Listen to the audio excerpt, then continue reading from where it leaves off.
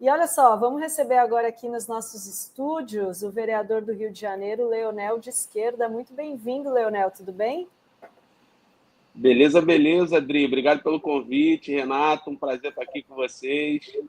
Valeu, vamos que vamos. Leonel, que se elegeu vereador aí de uma forma surpreendente no Rio de Janeiro, né, Leonel? Fazendo uma campanha de internet, misturando redes e ruas.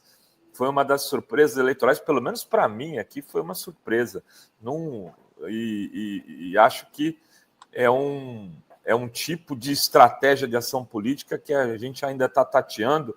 Os bolsonaristas são muito mais competentes do que o campo progressista de fazer esse tipo de coisa que você acertou e conseguiu fazer, inclusive cobrindo atos bolsonaristas, e por isso que a gente está te trazendo aqui. Deve ter vídeo da época, né? Da época. Eu vou pegar Depois a Adri põe um ou dois aqui para a gente ver. Você estava lá ontem ou não? Ontem você... Eu não. Ontem eu não fui. Estive perto, passei próximo ali, foi flopado, foi o menor ato. Acho que fui quase todos, considerando que ontem eu passei ali perto e dei uma olhada ali, com certeza é o menor ato que eles já fizeram em Copacabana. Né? E tem um pessoal aqui falando que acharam estranho o Carlos Bolsonaro não foi, né? No ato. Foi, até onde eu vi, ele foi. Não, acho que só foi o Flávio.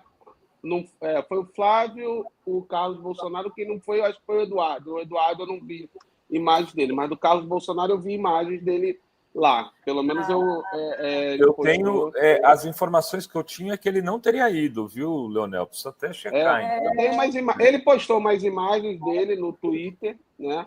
Eu stalkeio mesmo, assunto arte da guerra, stalkeio todos eles. Então, ele postou no Twitter dele umas imagens que parecia que ele estava lá, mas pode ser que ele tenha razão, Renato. Pode ser que tenha sido imagem de atos anteriores.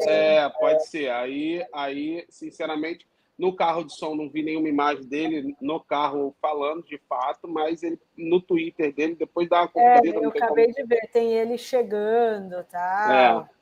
Agora, e como que é ser colega aí na Câmara do Carlos do Bolsonaro? Como que é? Um desprazer tremendo, né? Eu falo com todos os vereadores, cumprimento diplomaticamente, digamos assim, todos, menos ele, porque é um sujeito que está na Câmara dos Vereadores aqui do Rio há 24 anos, vai para 25 anos, né? Ele está, acho que desde que ele completou os 18 anos de idade. Existe um certo corporativismo na Câmara dos Vereadores do Rio de Janeiro, então aqui já vai uma denúncia, logo que eu posso sofrer até represália por estar falando, mas existe um corporativismo mesmo na Câmara, e logo quando eu cheguei na Câmara me proibiram de fazer qualquer filmagem com ele, sob pena de eu incorrer no Conselho de Ética da Câmara e por aí vai. E aí eu disse que eu não sou moleque, né? E aí tive um princípio de estresse com ele há 2 semanas atrás, onde ele veio me afrontar, ele veio falar comigo, né, na Câmara dos Vereadores, no dia que eu estava distribuindo o boné do Brasil é dos Brasileiros na Câmara dos Vereadores, e ele simplesmente veio falar comigo e, a princípio, falar de maneira normal, oi, e logo depois ele começou a fazer uma acusação como se eu estivesse filmando no plenário, e que seria atitude antiética da minha parte, que eu estaria gravando ele no plenário e tal, e aí pediu ajuda aos outros vereadores e tal, que vieram para cima de mim, dizendo que eu estaria sendo antiético ali no plenário, fazendo filmagem, e no entanto eu não estava filmando ninguém, estava me filmando no plenário ali, e ele usou de um artifício por ele ser, por conta dos outros vereadores puxarem muito o saco dele, a verdade é essa, ele usou esse artifício para tentar me dar uma reprimida. É óbvio que eu não botei o galho dentro, falei que não vou parar, vamos continuar para cima dele, mas que também não sou nenhum moleque, não vou ficar ali, não vou atuar em quebra de decoro em momento nenhum, então eu não filmaria ele sem ele saber. Aí isso tem 2 semanas, e aí desde então o presidente aqui da Câmara, o Caiado, até proibiu de videomakers ficarem no meio do plenário ali e tal. Enfim, eu estou enfrentando ali o que alguém que quer enfrentar o fascismo, o que eu já esperava de enfrentar mesmo, uma resistência por parte ali da própria Câmara, ali como um todo, do status quo ali da Câmara para enfrentar, mas não vou me intimidar não, nós vamos continuar indo para cima dele, no púlpito falando, denunciando o que tem que ser denunciado e pronto, acabou. Muito bem. Vamos mostrar os vídeos do Leonel? Tem esse que ele foi esse protesto que você foi qual? Esse foi o último deles. Eles já estavam pedindo anistia, né? Foi o último que eu postei. É um senhor até infelizmente, assim, lamentavelmente, um senhor negro, de boa idade, até um senhor educado, mas que estava completamente alheio a tudo, seguindo o movimento de manada mesmo ali, não tem para onde correr, né? Ali seguindo o movimento de manada ali. Defendendo a cassação do Supremo Tribunal Federal, enfim, eles já pediam a anistia, não como pauta principal, mas já pediam, isso foi em abril do ano passado, né? E aí, mas isso reflete bem a característica. A minha arma é usar a forma deles contra eles, né? O discurso deles contra eles e expor a ridicularização do que é a pauta de você querer da anistia para golpistas. Isso é uma das formas que eu faço a mídia, que eu faço a militância, e como bem disse o Renato, foi assim que eu me elegi, assim que eu vou continuar atuando. Muito bem. Solta o vídeo, Gui. Bom dia.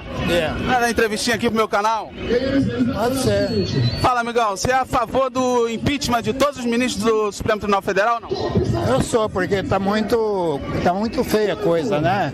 A primeira instância e a segunda vota de um jeito, eles estão votando, derrubando tudo que fazem lá. Tudo que fazem? Tipo o quê?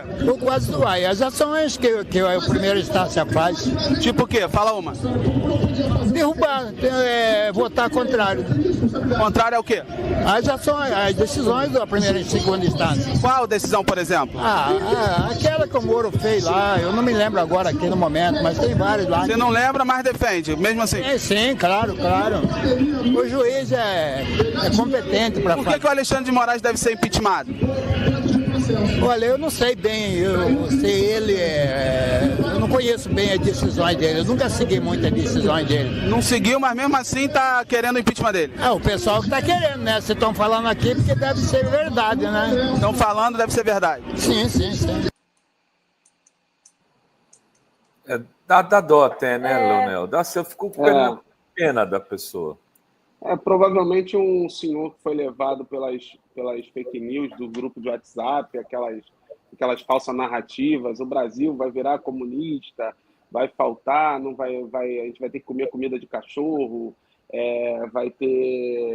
vão ensinar o seu filho a ser homossexual nas escolas, etc. Aquelas narrativas deles que, infelizmente, pega em parte da população brasileira. E papel nosso é tentar politizar. Eu considero esse senhor um senhor totalmente despolitizado, ali naquela manifestação, de forma a seguir uma manada que ele viu passar, né? E, no entanto, a gente que enxerga o outro lado das grades ali, né? Que a gente enxerga um pouco de luz fora da caverna, a gente tem um dever de tentar esclarecer essas pessoas. A gente faz cada um da sua maneira, né? Ô, Leonel, e assim, aí o Rio de Janeiro é o berço do bolsonarismo, né? Onde o Bolsonaro se criou e tal. Como que você vê a força do bolsonarismo hoje aí no Rio de Janeiro? Isso a gente pode dizer que diminuiu, esse ato de ontem, que teve muito menos gente do que eles esperavam, é um sinal disso? Qual que é a força hoje no Rio de Janeiro, na sua avaliação? Primeiro, em relação ao Bolsonaro, eu vejo o Bolsonaro como um sujeito com um cagaço enorme de ser preso, né? Isso é uma opinião minha já, que não é de hoje, eu sempre repito isso.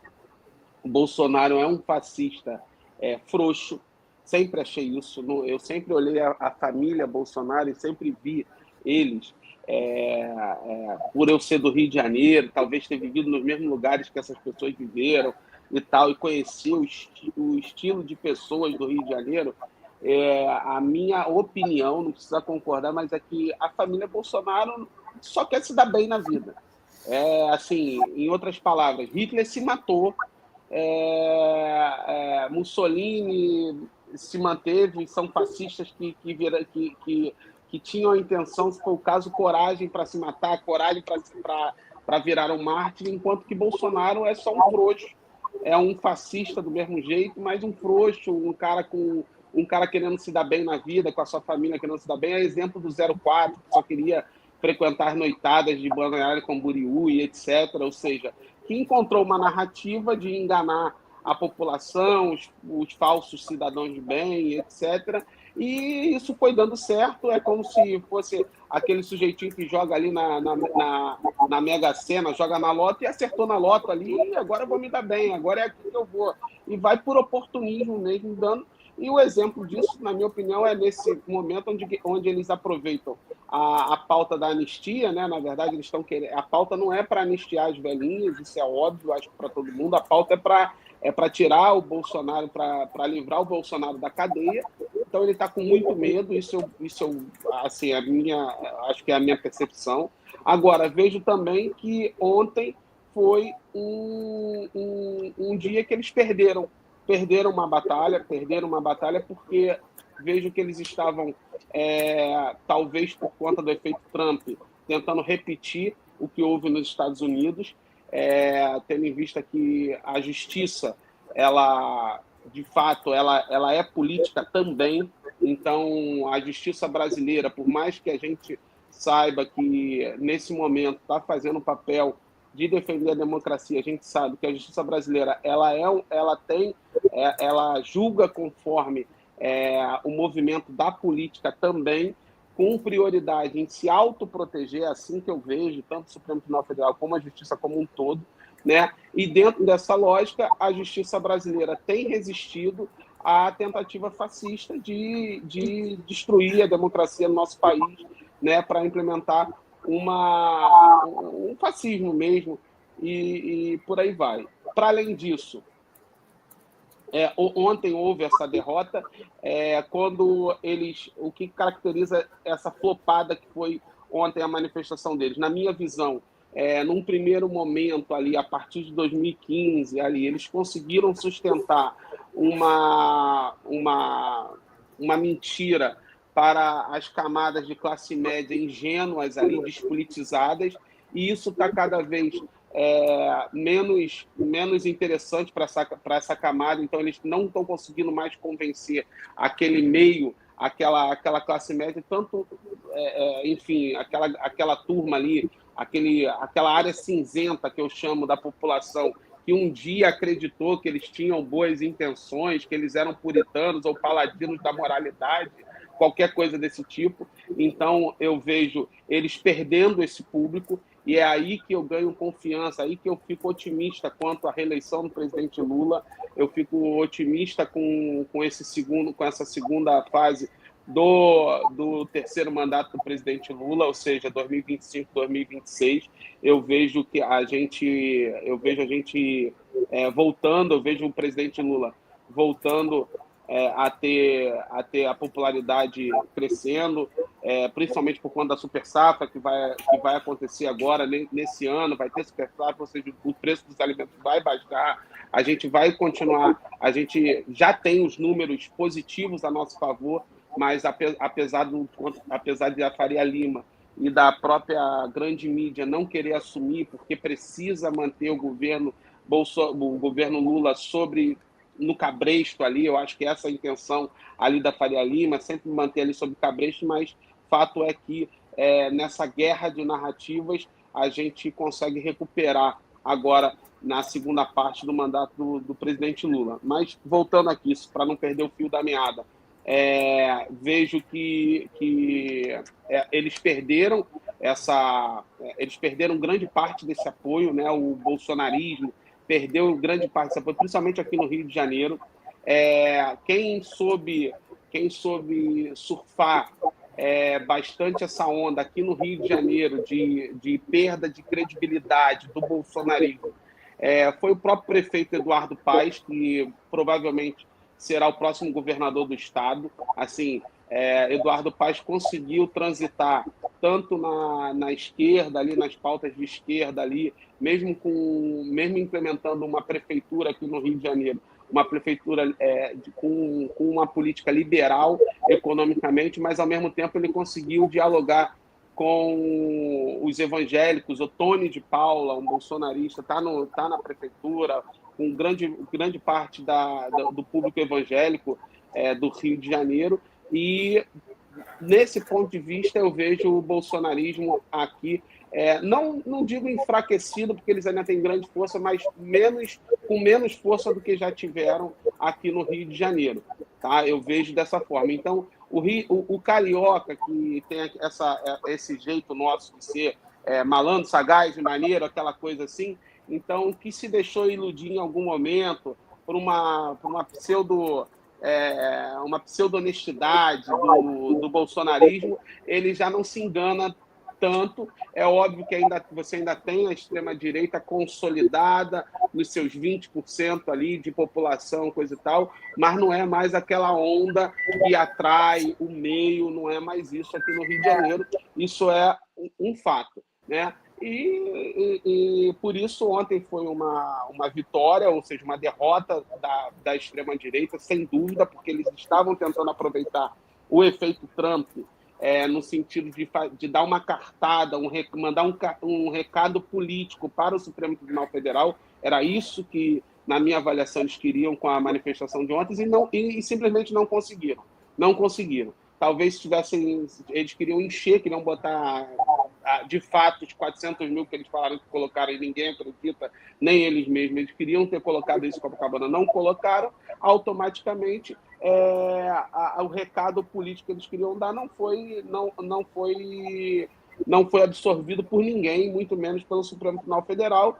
E isso me dá muita esperança de que nós não viremos, né, uma república de bananas à lá Estados Unidos, que depois de ter declarado o Trump inelegível, enfim, anistiou o corrupto Trump.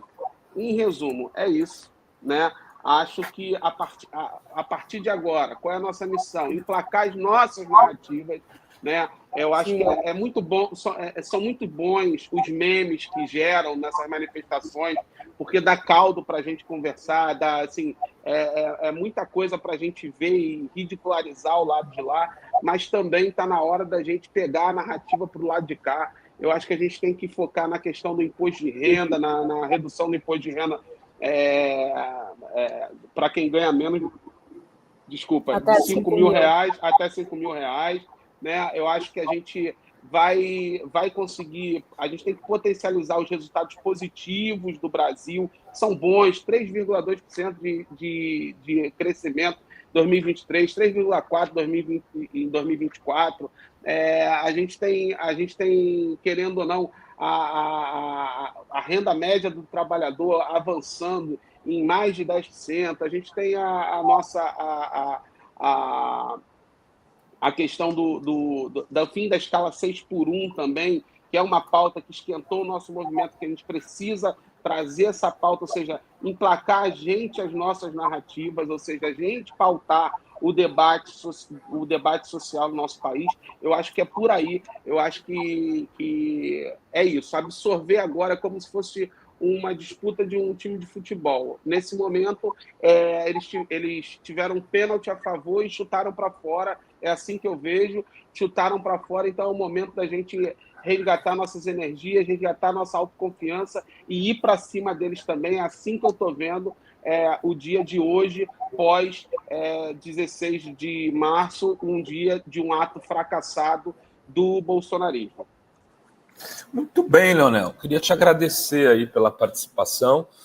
Vamos continuar conversando, te trazer mais aí para falar sobre política do Rio, sobre eleições. Aliás, você vai ser candidato a deputado estadual ou federal? Tem alguma pretensão nesse sentido?